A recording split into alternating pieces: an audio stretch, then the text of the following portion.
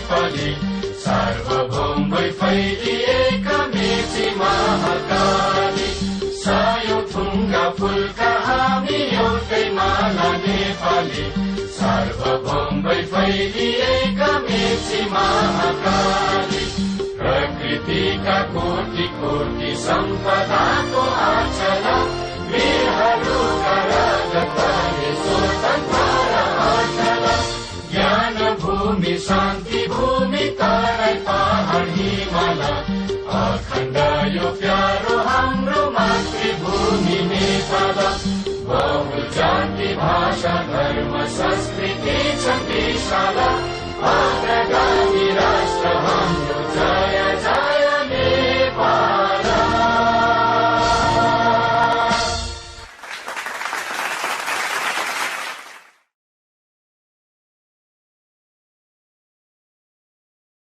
So यो फर्मुलामा एकदम clearly देखिरहेको छ कि acceleration due to gravity is equal to gravitational constant mass of the planet है मास अफ द प्लानेट छ मास अफ द अब्जेक्ट यो फर्मुलामा हामी देखिरहेको छैनौं।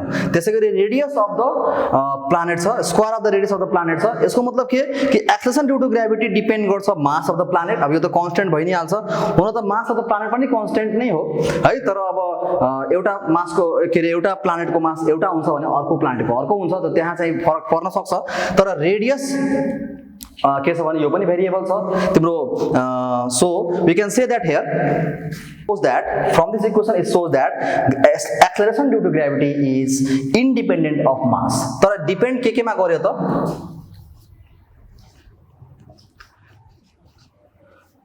The main thing it depends is what?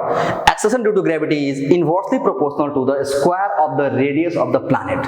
है किनभने रेडियस जुन छ प्लानेटको ठाउँमा फरक फरक हुन्छ म यसको बारेमा पनि अलि क्लियर गर्छु है। So where G and M are constant है। सो यसरी हामी यहाँ फल चाहिँ के भयो भने that the acceleration due to gravity is inversely proportional to the square of the radius। यदि तिम्रो प्लानेटको रेडियस हाई छ भने एकदम बढी छ भने यसको मतलब एक्सेलरेसन ड्यू टु ग्रेभिटी कम हुन्छ। त्यस्तै गरी यदि रेडियस अफ द प्लानेट एकदमै कम छ भने सानो प्लानेट छ भने यसको मतलब acceleration due to gravity high हुन्छ है। यो कुरालाई चाहिँ हामी भन्न सक्छौं यहाँ। अनि यसैमा एउटा अर्को पनि कुरा हामी तर्क जोड्न सक्छौं यसैलाई जस्तै कि मानौ यो त अब यसको लागि भयो जसमा चाहिँ यो अब्जेक्ट चाहिँ सरफेसमा प्रेजेन्ट छ त्यसको लागि यो फर्मुला भयो ठीक छ नि। तर मानौ कि यो अब्जेक्ट चाहिँ सरफेसमा छैन कुनै अर्को हाइटमा छ मानौ कि माउन्ट एभरेस्टमा छ जसको हाइट हामी मानिरहेको छ h है। सो यतिखेर के हुन सक्छ यदि यो अब्जेक्ट यहाँ छ भने के हुन्छ त यसको लागि हामीलाई नयाँ फर्मुला भइदिन्छ g के रे small g is equal to gm by r plus h को होल स्क्वायर। मतलब यदि हाइट पनि त्यसमा जोडिएको छ पृथ्वीको सतहमा छैन त्योभन्दा अलिकति उचाइमा छ भने त्यो उचाइको हाइट पनि हामीले मेजर गर्नुपर्छ त्यसलाई पनि हाम्रो फर्मुलामा एड गर्नुपर्छ। So it become gm by r plus h को होल स्क्वायर। सो यो दुवैलाई हामी एड सो अघि हाम्रो इक्वेसन थियो gm बाइ r प्लस के रे r स्क्वायर यो थियो सरफेसको लागि अनि यो चाहिँ के हो त कुनै हाइटको लागि एउटा हाइटको लागि। सो यदि यो दुवै इक्वेसनलाई यदि हामी यो दुवै इक्वेसन मानौ यो इक्वेसन a छ यो इक्वेसन b छ है यो दुवै इक्वेसनलाई हामी के गर्छौं भने डिभाइड गर्छौं भने के हुन्छ dividing equation A and B अथवा A by B। So GH यो हाइट को लागि G भयो अनि यो चाहिँ सरफेस को लागि G भयो त्यसैगरी GM by R plus H अनि त्यसैगरी GM by R स्क्वायर अनि यति गरेपछि हाम्रो यो GM र GM यो कट्छ अनि यो कटेपछि त्यसलाई हामी यहाँ हेरौं के हुन्छ त हाम्रो GH by G is equal to R plus R को h को होल स्क्वायर सबैको स्क्वायर गर्दिने किनभने यो पनि स्क्वायर छ यो पनि स्क्वायर छ है। सो यसरी हामी एउटा नयाँ पनि फर्मुला बनाउन सक्छौं कि हाइट को लागि यदि यस्तो फर्मुला आयो भने हामी के गर्न सक्छौं r/r + h को होल स्क्वायर इन्टु सर्फेस को g लाई मल्टिप्लाई गर्नुपर्छ। त यस प्रकार पनि हामी न्यूमेरिकल गर्दाखेरि यो फर्मुलालाई पनि हामी युज गर्न सक्छौं। यो हाइट को लागि gravitation acceleration due to gravity निकाल्न भने हामीले यो फर्मुला युज गर्नु पर्यो। ओके, एउटा क्वेशन के छ भने द भ्यालु अफ g अथवा the value of the acceleration due to gravity is more at pole. पोलमा चाहिँ एक्सेलरेसन ड्यू टु ग्रेभिटी को भ्यालु अलि बढी हुन्छ देन इक्वेटर। इक्वेटर भन्दा पोलमा चाहिँ एक्सेलरेसन ड्यू टु ग्रेभिटी को भ्यालु बढी हुन्छ। यस्तो किन होला? त let's try to inspect the earth. यदि हामी अर्थलाई हेर्यो भने के छ त अर्थ टोटली सर्कुलर छ? पक्कै पनि छैन। यो के छ भने कुनै ठाउँमा यसको रेडियस बढी देखिन्छ, जस्तै कि यो इक्वेटर हो। त इक्वेटरमा यदि हामी यसको रेडियसलाई हेर्छौं भने यसको रेडियस अलि बढी देख्छ हैन? त्यही तिमी पोलमा गएर हेर्छौ भने त्यसको रेडियस कम देख्छ। यो चाहिँ हाम्रो लागि पोल भयो। सो पोलमा के छ? रेडियस अलि कम छ पोलमा, अनि तिम्रो इक्वेटरमा के छ? रेडियस अलि बढी छ। त भर्खर हामीले एउटा फर्मुला के लेख्यौं, एउटा सम्बन्ध के स्थापित गर्यौं, that the acceleration due to gravity is inversely proportional to the radius square of the radius हैन? हामी यो एउटा फर्मुला अथवा यो एउटा सम्बन्ध निकाल्यौं। यहाँबाट के भन्न सक्छौं कि इक्वेटरमा रेडियस को भ्यालु अलि बढी छ। इक्वेटरमा के छ? रेडियस को भ्यालु अलि बढी छ, जसले गर्दा के भयो भने एक्सेलरेसन ड्यू टु ग्रेभिटी कम भइहाल्छ। इन्भर्सली प्रोपोर्शनल छ, त्यही भएर। त्यसैगरी पोलमा के छ? पोलमा रेडियस को भ्यालु कम छ। यसले गर्दा के भयो त?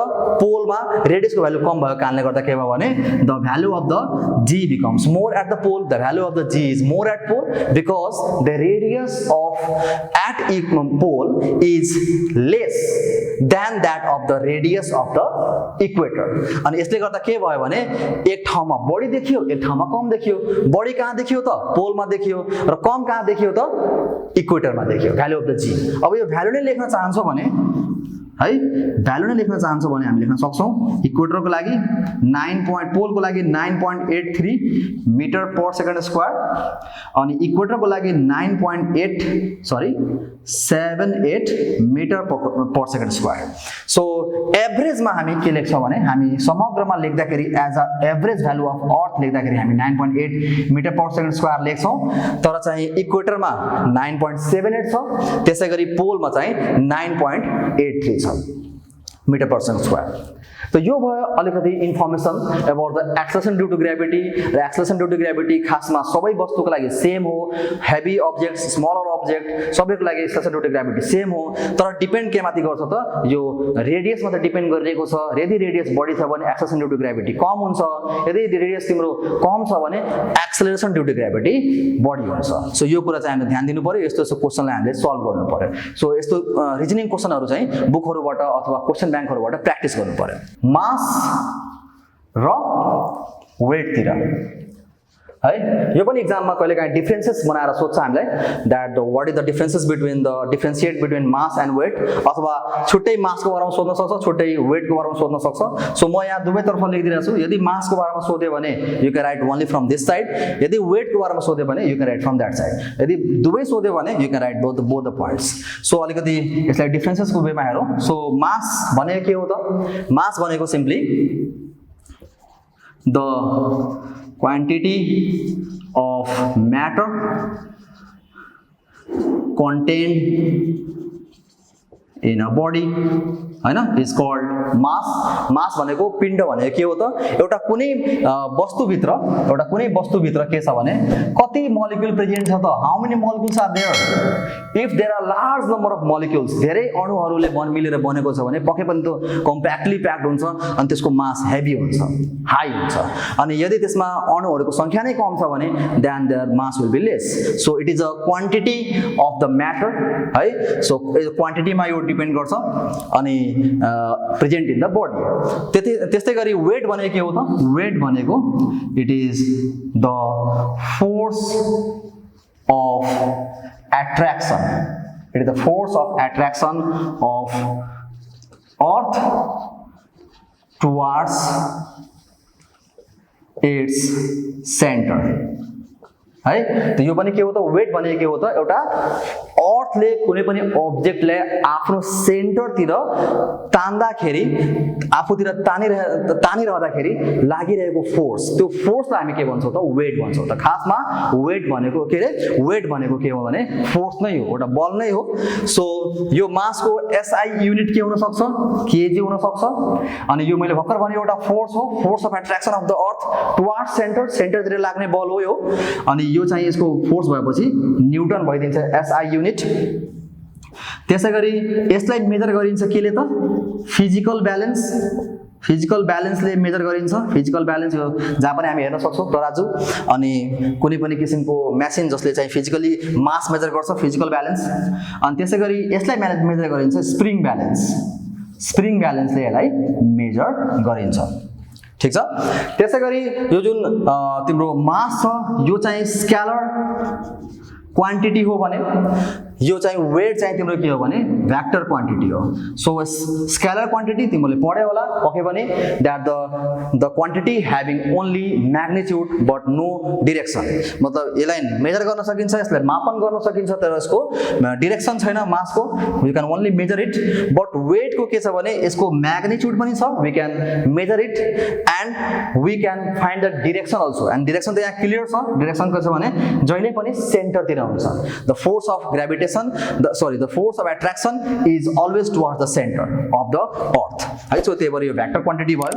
अनि अर्को कुरा के छ भने मास इज कन्स्ट्यान्ट, मास स्थिर रहन्छ, सेम रहन्छ जहाँ पनि मास हैन। कुनै पनि जस्तै 10 केजी को कुनै ढुङ्गा छ भने पृथ्वीमा 10 केजी देखाउँछ भने त्यो मुनमा पनि 10 केजी देखाउँछ, अथवा ब्रह्माण्डको कुनै पनि ठाउँमा त्यो मास त्यही नै हुन्छ।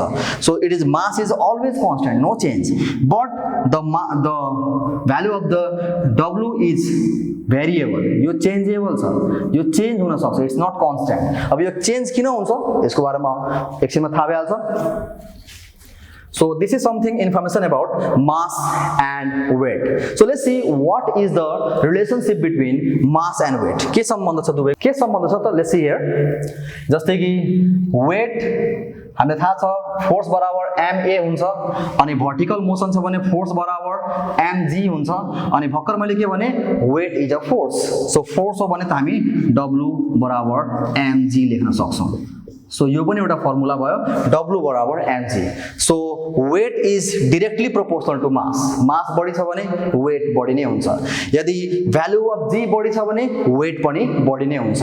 सो यसको मतलब तिमी यहाँ के देख्न सक्छौ, दैट द अब मैले भर्खर भने मास इज कन्स्ट्यान्ट। यदि कुनै ढुङ्गा छ भने ढुङ्गाको मास जहिले पनि कन्स्ट्यान्ट रहन्छ भने कुनै पनि अब्जेक्ट छ भने त्यसको मास जहिले पनि कन्स्ट्यान्ट रहन्छ। तर भेरिएबल कहाँ छ त? मैले भर्खर भने भेरिएबल किन हुन्छ एकछिनमा थाहा हुन्छ। दैट यो कुरा के हो भने दैट भेरिएबल कहाँ भयो त? If mass is constant then we can write this where mass is constant है। सो मास जहिले पनि कन्स्ट्यान्ट हुन्छ, तर जी कन्स्ट्यान्ट हुँदैन।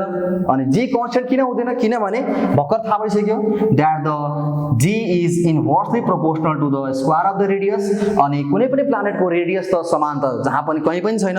पोलमा छुट्टै रेडियस छ, के अरे इक्वेटरमा छुट्टै रेडियस छ, अथवा पोल र बिचमा गयो भने त्यहाँ पनि छुट्टै किसिमको रेडियस भेटिन्छ। सो रेडियस फरक फरक देखिन्छ, त्यही भएर एक्सेलरेसन ड्यू टु ग्रेभिटी पनि फरक फरक देखिन्छ। सो पोइन्टमा पनि चेन्ज आउँछ भने त्यो पोइन्ट पनि चेन्ज नै मानिन्छ।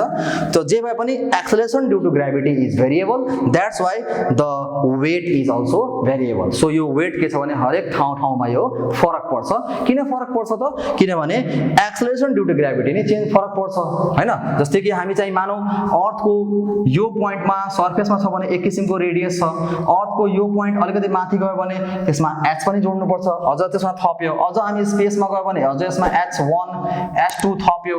सो गर्दा गर्दै के भयो भने इट इज चेन्जिङ चेन्जिङ अनि यो त कुरा भयो माथिको कुरा भयो अब हामी तल आउँछ भने तल यो पोइन्टमा आउँछ भने यहाँ पनि एक किसिमको रेडियस भेट्छ यो पोइन्टमा आउँछ भने एक किसिमको रेडियस भेट्छ सो भनेपछि हरेक ठाउँमा r is changing then if r is changing then the value of the g will also change and if the value of the g changes it means the value of the w also changes फरक के छ भने radius बढी हुन्छ भने g कम हुन्छ inversely proportional तर यहाँ यदि g बढी भयो भने w पनि बढी हुन्छ सो डाइरेक्टली प्रोपोर्सनल छ यहाँ हेरिहाल्ने है so if don't be confuse यहाँ उल्टो रिलेसनशिप छ यहाँ एकदम सीधा छ डाइरेक्टली प्रोपोर्सनल छ if the g is more than the weight is also more so अघि मैले के भने पोलमा के हुन्छ रे पोलमा at pole g is more त त्यहाँ g मोर छ भने w पनि more w is also more है तर इक्वेटरमा के छ भने g is less g lace भयो किनभने त्यहाँ रेडियस बढी छ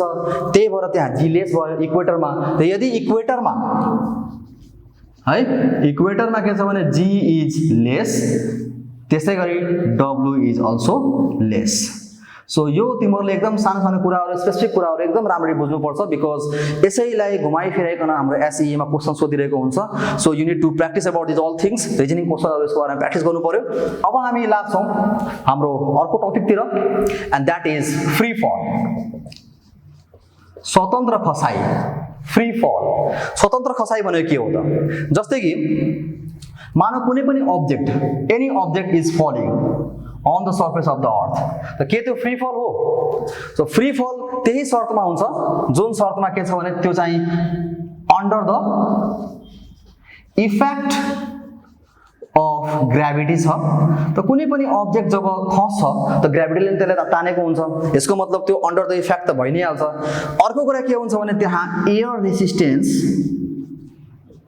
हावाको अवरोध हावाको रुकावट हुनु भएन air resistance no air resistance हावाको अवरोध हुनु भएन है सो कुनै पनि वस्तु चाहिँ तल झर्छ भने अनि त्यसमा एयर रेसिस्टेन्स छैन जस्तै कि यहाँ चाहिँ हेर्छ भने यहाँ त पक्कै पनि एयर रेसिस्टेन्स छ त एयर रेसिस्टेन्स छ भने यो फ्री फल भएन तर फ्री फल हुने कन्डिसन के हो त air resistance must be cancel यो क्यान्सल हुनु पर्यो अथवा जस्तै कि तिम्रो w बराबर mg हुँदाखेरि w इज इक्वल टु 0 हुनु पर्यो so how to define now what is free fall the free fall is the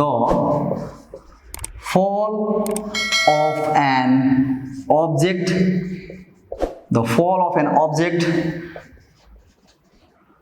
towards surface of planet under its effect of gravity त्यसको ग्राभिटी को इफेक्ट मा हुनु पर्यो without air resistance हावाको resistance हुनु भएन हावाको रेसिस्टेन्स क्रिएट हुनु भएन सो यो चाहिँ एउटा इम्पोर्टेन्ट कन्डिसन हो कि कुनै पनि एक्सटर्नल रेसिस्टेन्स त्यहाँ हुनु भएन त्यो फ्री फल भइजान्छ अनि त्यो मजाले तल झर्नु पर्यो त्यसलाई कुनै पनि वस्तुले कुनै पनि अब्जेक्टले कुनै पनि एजेन्टले त्यसलाई रोक्नु भएन त्यो मजाले खस्नु पर्यो त्यही भएर नामै छ यसको के त फ्री फल स्वतन्त्र भएर खस्नु that is the free fall the fall of an object towards the surface of the planet under its effect of gravity without air resistance अथवा इफेक्ट अफ ग्राभिटी ओन्ली लेख्दा पनि हुन्छ मात्र ग्राभिटीले असर पार्नु पर्यो ग्राभिटीले तान्नु पर्यो तर कुनै पनि अरु वस्तुले अवरोध गर्नु भएन हावाले रोक्नु भएन त्यसलाई हामी के भन्छौं त फ्री फल भन्छौं त्यसलाई हामी स्वतन्त्र खसाई भन्छौं अब यसैसँग एउटा जोडिएको अर्को टपिक छ जुन हाम्रो लास्ट टपिक हो वेटलेसनेस सो वेटलेसनेस भने के हो त सो यो फ्री फल सँगै जोडिएको छ दैट यदि फ्री फल भइरहेको बेलामा इफ द यस्तो लेख्नेलाई the state of a body at which the weight becomes 0 अर्थात W बराबर 0 हुनु पर्यो इज कॉल्ड व्हाट वेटलेसनेस मतलब वेटलेसनेस भनेको के हो भारहीनता भनेको के हो त भारै नभएको मतलब के हो त W बराबर 0 हुनु पर्यो वेट 0 हुनु पर्यो अनि के यो वेट 0 हुन पोसिबल छ त अफ कोर्स पोसिबल छ किन पोसिबल छ किनभने W बराबर mg हुन्छ अनि W बराबर जब mg हुन्छ भने m त कन्स्टेन्ट हुन्छ m त चेन्ज हुँदैन m जे छ त्यही रहन्छ यो 0 पनि हुँदैन केही न केही मास त वस्तुको हुन्छ तर g 0 हुन सक्छ अथवा g नेग्लिजिबल हुन सक्छ जस्तै कि यो 0 कुन कुन बेला हुन्छ त जस्तै कि यहाँ हेरौं मानव एउटा लिफ्ट छ एउटा एलिभेटर छ अनि लिफ्ट चाहिँ पक्कै पनि केही न केही एउटा वस्तुसँग बाँधिएको हुन्छ एउटा रोपसँग बाँधिएको हुन्छ रेस्ट पोजिसनमा छ अनि त्यो चाहिँ स्विच अन स्विच अफ भएको बेलामा के हुन्छ भने स्विच अन भएको बेलामा आफ्नो तल माथि जान्छ यस तर मानव एउटा कन्डिसन आउँछ जुन कन्डिसनमा के छ भने यो यहाँको रोप चाहिँ भाँचिन्छ यसको रोप चुडिन्छ के हुन्छ त रोप चुड्ने बित्तिकै के भयो भने यो अब फ्री फलको अवस्थामा जान्छ र त्यो फ्री फलको अवस्थामा जाँदाखेरि चेन्ज in the acceleration यदि change in the acceleration अर्थात the a is equal to v minus u है अब by t हुन्छ so v minus u तिम्रो x minus x सुरुको भेलोसिटी पनि x के रे फाइनल भेलोसिटी पनि x र इनिशियल भेलोसिटी पनि x दुवै x x भयो भने के हुन्छ इट बिकम्स 0 अनि यो फ्री फल भइरहेको अवस्थामा त पक्कै पनि हुन्छ त्यो किन हुन्छ भने किनभने जस्तै कुनै अब्जेक्ट तल झर्छ भने जस्तै कि एउटा एक्सेलरेसनले तल झर्छ मानौ कि त्यो g ले तल झर्दैछ मतलब the acceleration due to gravity is g हैन अनि त्यसलाई पक्कै पनि हावाले रोकिरहेको छ किनभने अर्थमा झरिरहेको छ पक्कै पनि हावाले त्यसलाई रोक्छ त्यसलाई हामी भनौं r अब मानौ कुनै बेला आएर g बराबर r भयो भने के हुन्छ g बराबर r भयो भने के हुन्छ g is equal to r g is towards the center of the earth r is away from the center of the earth दुवै उल्टो भयो त के हुन्छ त g र r ले के गर्छ एक आपसमा क्यान्सल भइदिन्छ र क्यान्सल हुने बित्तिकै के भयो भने g becomes 0 अनि 0 हुने बित्तिकै w बराबर 0 so this is the condition of the weightlessness है त्यसैगरी कुनै पनि प्लानेटको वरिपरि कुनै सैटेलाइट्स यदि रिभल्भ गरिरहेको छ भने कुनै पनि प्लानेटको वरिपरि एउटा सैटेलाइट रिभल्भ गर्छ भने त्यो पनि वेटलेसनेसमा हुन्छ त्यो पनि एउटा फ्री फल भएको अवस्थामै हुन्छ फ्री फल त हुन्छ नै र त्यसको वेटलेसनेस पनि हुन्छ त्यसको वेट 0 हुन्छ जसको वेट चाहिँ टनमा हुन्छ एट द यसको वेट जुन छ टनमा हुन्छ when it is on the surface of the earth त्यसलाई चाहिँ माथि उचाल्नको लागि माथि पुर्याउनको लागि कति करोडौंमा करोड खर्च गरेर मान्छे बनाएको हुन्छ कति हेभी अब्जेक्ट हुन्छ अनि त्यहाँ गएर त वेटलेस भयो किन वेटलेस भयो किनभने यहाँ हेरौ किन यो वेटलेस भयो जस्तै कि अब यो प्लानेट छ अब यो प्लानेटको वरिपरि एउटा सैटेलाइट चाहिँ मुभ गरिरहेको छ हैन एउटा सैटेलाइट मुभ गरिरहेको छ अब मैले अघि भने मैले जुन तिम्रो g छ it depends upon the radius अब रेडियसमा अझ यो माथि गयो हाइटमा गयो सो एकदम म्याक्सिमम हाइटमा पुग्यो भने के हुन्छ g is inversely proportional to r square अनि त्यसमा पनि हाइट जोड्दै भने के हुन्छ r को r plus h भइदिन्छ अनि यसले गर्दा के भयो भने तिम्रो चाहिँ हाइट बढी भयो रेडियस त्यहाँ छँदै छ अनि हाइट पनि तिम्रो एकदम बढी भयो र त्यसले गर्दा के भयो भने that the r plus h is whole square अनि यो बढी भएपछि के छ भने यो एकदम कम भइहाल्छ यो एकदम शून्यको नजिक पुगिहाल्छ एकदम नेग्लिजिबल भइदिन्छ because height is more radius is more अनि यो धेरै भइदियो भने यो एकदम कम भइहाल्छ हुने बित्तिकै पछि इट्स नियर अबाउट 0 है 0.0000000 भइदिन्छ त्यसको नियर अबाउट 0 को मतलब के w बराबर हामी mg लेख्छौं अनि नियर अबाउट 0 भनेको 0 अनि it's what it become what 0 so it is weightlessness so कुनै पनि अर्बिटको वरिपरि कुनै सैटेलाइट्स मुभ गरिरहेको छ भने रिभल्भ गरिरहेको छ भने then the condition is weightlessness त्यसलाई हामी वेटलेसनेस भन्छौं अनि एउटा एस्ट्रोनट पनि कुनै पनि ठाउँमा जब स्पेसमा जान्छ भने त्यो पनि वेटलेसनेसमा हुन्छ सो वेटलेसनेस भनेको के हो भने सिम्पली यसरी बुझौं कि the state of the object of the falling object at which the weight becomes 0 यसको जुन तौल छ त्यो 0 भइदिन्छ अब त्यो 0 हुनुको कारण फरक छ कुनै बेला g नै कुनै बेला हाइट नै बढी भइदिन्छ नेग्लिजिबल भइदिन्छ g कुनै बेला g र एयर रेसिस्टेन्स क्यान्सल गरिदिन्छ जसले गर्दा g 0 भइदिन्छ सो यसरी यस प्रकार के भयो भने वेटलेसनेस क्रिएट हुनको लागि w मस्ट बी 0 हुनु पर्यो है सो यस प्रकार हामीले अलमोस्ट यो फर्स्ट च्याप्टरको हरेक टपिकलाई टच गरिसकेको छौं एसई मा सोध्ने हरेक टपिकलाई हरेक सिलेबसलाई हामी टच गरिसकेको छौँ सो हाम्रो टपिक यहाँ सकिसकेको छ so if there is any question कुनै पनि किसिमको क्वेसन छ भने you can give in into the comment म चेक गर्छु त्यसपछि सकेसम्म त्यसलाई म सल्भ गर्न प्रयास गर्छु न्युमेरिकलहरू पनि म सल्भ गर्न प्रयास गर्छु if you have the any question then you can comment in the comment box है आजको लागि यति नै छ हस् धन्यवाद जय नेपाल